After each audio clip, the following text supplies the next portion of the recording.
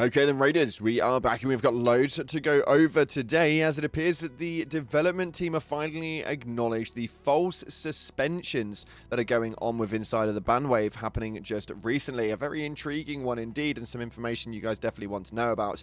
We've also got to talk about how it is that once again Arc Raiders manages to be one of the best monthly sellers. Not only that, but exceeding their own records by so many numbers. It's absolutely bonkers. We've also got to take a look into a competitor that's coming into the market and whether you think it is actually going to compete. With that being said, we're going to dive into what's happening inside of Arc Raiders today. If you haven't already, smash that beautiful like button, subscribe with post notifications turned on, it'd be greatly appreciated.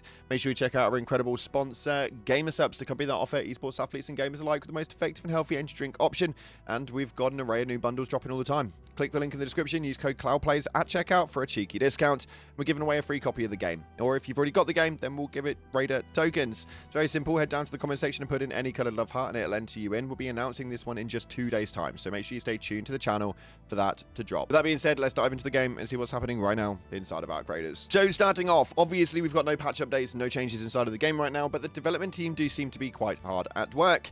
There's a lot going on with false suspensions that are happening, and apparently rumors are going around that it has something to do with the latest NVIDIA drivers that have been installed.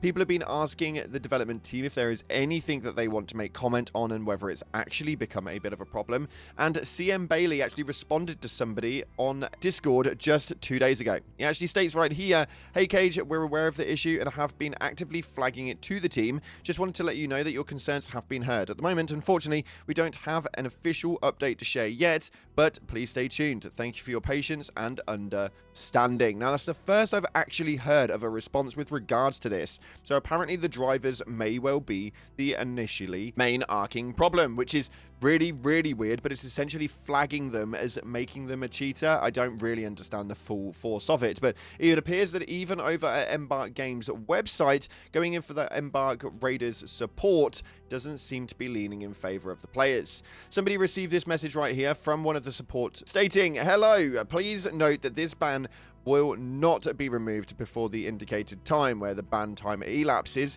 It will be lifted automatically. To avoid future restrictions, please ensure a clean gaming environment. We cannot provide more details about the ban reason, but please refer to our anti-cheat, FAQ, and terms of service. If there's anything else that we can do to help you in the future, please don't hesitate to contact us again." Now, this is extremely strange, mainly because the way that they are actually approaching that one is basically just kind of letting them run through the 30-day ban, which is really, really odd considering they've already acknowledged the fact that it has been the drivers that are causing some of these problems. I have no idea, but somebody actually issued that towards CM Bailey and stated, "Just wanted to clarify whether this message from the support team overrides what it is that you say or not, and if we'll have any action coming for it in the future."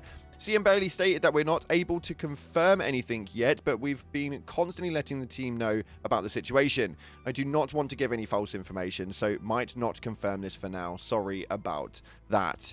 Now, an absolute nightmare indeed, as players are now experiencing problems like this all across PC. Don't worry if those viewing on console. It seems that you guys are kind of safe with regards to it, but naturally, that seems to always be the case. We've seen numerous clips over the last few days of certain streamers receiving 20 to 30 different packs back from loadouts that they lost against cheaters, and I don't know about you, but I have only ever received one here on console, and that's because I have my crossplay turned off. Therefore, cheaters' volume becomes a little bit smaller. So if you are playing on console, it's a really easy way to avoid it, that's for damn sure.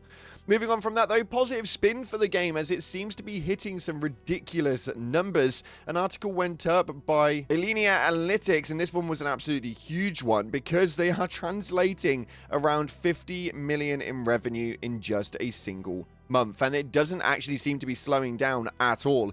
This screenshot that you can see on screen right now was a incredible one, as it's a brand new year for Arc Raiders, and it's held into its dominant trajectory through January after a good few months coming in from 2025, shifting an additional 1.5 million copies just on Steam alone, which is translated to about 50 million in revenue for just one single month, easily securing Arc Raiders' #1 January Steam position for revenue as well as just pure volume. Now, this leads all the way up to a full solidification of 15 million copies sold, which is absolutely incredible. And for the third consecutive month, Arc Raiders has held the top spot as the top-selling title across Xbox, PlayStation, and Steam. And it pretty much just secures the factor that players are wanting co-op. Obviously, Arc Raiders revolves around the PvE segment of the game, and as you can see on this screen right here provided, Arc Raiders and the co-op continue to dominate Steam in 2026. Copies sold on Steam between January 2026, based on the Alinea Analytics estimates,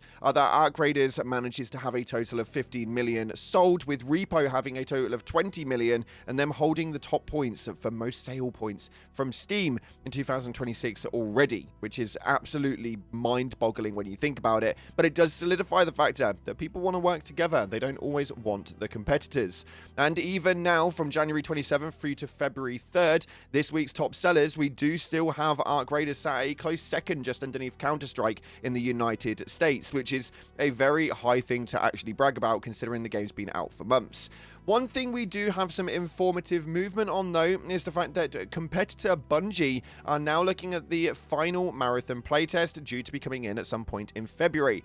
How it will actually work, we'll have to wait and see, mainly because these guys are going to be leaning into the PvP area of the game and not so much the PvE. We know that they have obviously adapted some of the Arc Raiders stuff, such as the proximity chat, and we know that that now exists, although what we will find inside of this game is that PvP is going to run quite prevalent. Will it mean that it has a higher success or less of a success with players wanting that cooperative play?